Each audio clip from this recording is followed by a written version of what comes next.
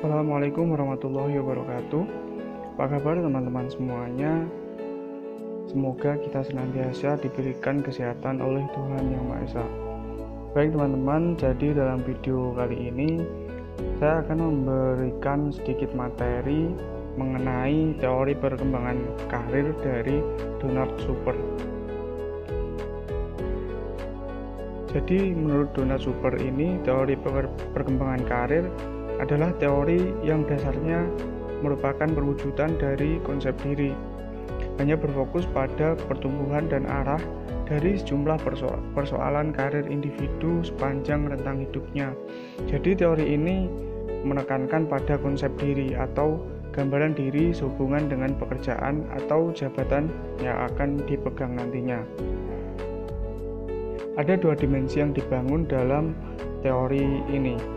Yang pertama adalah dimensi waktu atau diistilahkan dengan lifespan, yang merupakan tahapan perkembangan karir yang dimainkan sesuai dengan umur, yakni mulai dari masih seorang anak, kemudian belajar hidup dalam masyarakat, bekerja, menikah, hingga kemudian dengan masa pensiun. Yang kedua adalah dimensi ruang atau diistilahkan life space, yaitu dimensi yang berkaitan dengan kondisi sosial tempat individu hidup, sehingga pada usia tertentu individu memiliki peran perkembangan yang harus dijalankan sesuai dengan tahapan perkembangannya. Kemudian pembahasan selanjutnya adalah tahapan perkembangan karir. Yang pertama adalah fase pertumbuhan atau growth. Fase ini dimulai dari usia 4 sampai dengan 13 tahun. Dalam tahapan ini, kebutuhan dan fantasi merupakan hal yang dominan. Konsep diri yang dimiliki oleh individu dibentuk melalui identifikasi terhadap tokoh inti dalam keluarga dan lingkungan sekolah. Dalam fase pertumbuhan ini memiliki tugas perkembangan, yaitu untuk menjadi lebih perhatian terhadap masa depannya dan menentukan orientasi di masa depan, meningkatkan kontrol diri terhadap hidupnya, kemudian meyakinkan diri untuk dapat berprestasi secara akademik di sekolah, dan memilih tingkah laku dan kebiasaan yang kompeten untuk bekerja. Yang selanjutnya adalah tahap eksplorasi.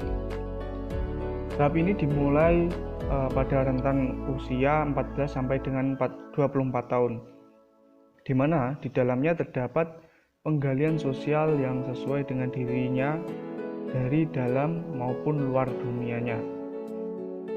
Tahap eksplorasi ini memiliki beberapa proses, yaitu yang pertama adalah kristalisasi yang muncul ketika 4 tugas di tahapan sebelumnya sudah terpenuhi.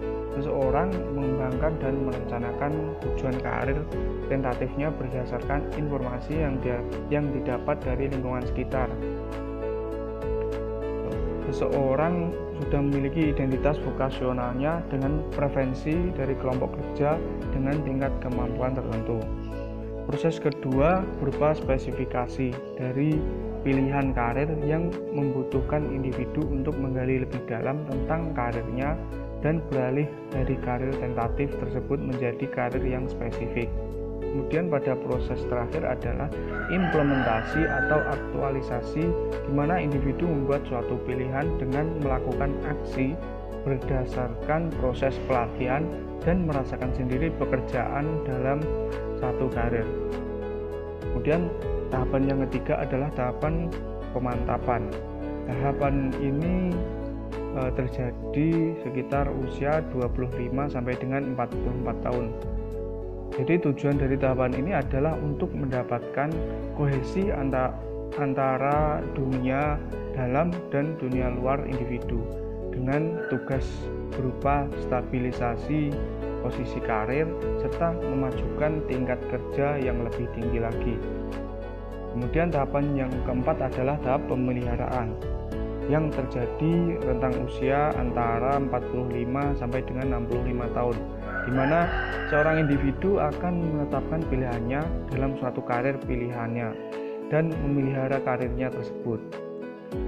Tahap ini memiliki beberapa tugas perkembangan, yaitu diantara mempertahankan yang sudah diraih, meningkatkan kemampuan dan pengetahuan, dan melakukan inovasi dengan melakukan tugas secara berbeda maupun menggali tantangan baru.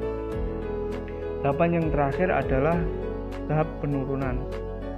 Tahap ini terjadi usia sekitar 65 tahun, ketika kekuatan fisik dan mental sudah mulai menurun sehingga aktivitas kerja yang dilakukan pun berubah dan berhenti pada waktu tertentu.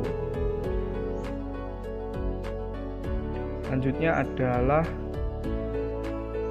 pembahasan tentang indikator kematangan karir. Di sini dibagi menjadi 6 bagian. Yang pertama adalah perencanaan karir. Aspek ini menurut Super merupakan sebuah aktivitas pencarian informasi dan seberapa besar keterlibatan individu dalam proses tersebut. Kondisi ini didukung oleh pengetahuan tentang macam-macam unsur pada setiap pekerjaan. Indikator ini merupakan menyadari wawasan dan persiapan karir, memahami pertimbangan alternatif, pilihan karir, dan memiliki perencanaan karir di masa depan. Indikator yang kedua adalah eksplorasi karir, yang merupakan kemampuan individu untuk melakukan pencarian informasi karir dari berbagai sumber karir, misalnya dari orang tua, saudara, guru, dan lain sebagainya. Aspek eksplorasi karir ini berhubungan dengan seberapa banyak informasi yang diperoleh individu dari berbagai sumber tersebut. Indikator dari aspek ini adalah mengumpulkan informasi karir dari berbagai sumber dan memanfaatkan informasi tersebut dengan baik. Kemudian indikator yang ketiga adalah pengetahuan membuat keputusan karir, yaitu kemampuan individu dalam menggunakan pengetahuan dan pemikirannya dalam membuat perencanaan karir. Jadi konsep ini didasari pada tuntutan individu untuk membuat keputusan karir. Dengan asumsi apabila siswa atau individu mengetahui bagaimana orang lain membuat keputusan karir, maka diharapkan mereka juga mampu membuat keputusan karir yang tepat bagi dirinya sendiri.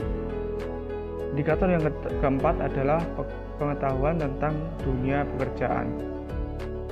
Indikator ini terkait dengan tugas perkembangan, yaitu individu harus tahu minat dan kemampuan diri, mengetahui cara orang lain, mempelajari hal-hal yang berkaitan dengan pekerjaan, dan mengetahui alasan orang berganti pekerjaan. Komponen selanjutnya adalah mengetahui tugas-tugas pekerjaan dalam suatu jabatan dan perilaku-perilaku dalam bekerja. Selanjutnya adalah indikator kelima, yaitu pengetahuan tentang kelompok pekerjaan yang disukai. Indikator pada aspek ini adalah pemahaman mengenai tugas dari pekerjaan yang diinginkan, kemudian memahami persyaratan dari pekerjaan yang diinginkan, mengetahui faktor dan alasan yang mempengaruhi pilihan pekerjaan yang diminati, dan mampu mengidentifikasi resiko-resiko yang mungkin muncul dari pekerjaan yang diminati. Kemudian indikator yang terakhir adalah realisasi keputusan karir. Realisasi keputusan karir ini merupakan perbandingan antara kemampuan individu dengan pilihan karir pekerjaan secara realistis. Pada indikator ini memiliki beberapa aspek. Di antaranya yang pertama adalah memiliki pemahaman yang baik tentang kekuatan dan kelemahan diri yang berhubungan dengan pekerjaan yang diinginkan. Kemudian mampu melihat faktor yang mendukung dan menghambat karir yang diinginkan. Kemudian yang terakhir adalah mampu mengambil manfaat untuk membuat keputusan karir yang realistis. Demikian teman-teman, sedikit materi mengenai teori perkembangan karir dari Donald Super. Semoga bermanfaat. Ada kurang lebihnya mohon maaf. Wassalamualaikum warahmatullahi wabarakatuh.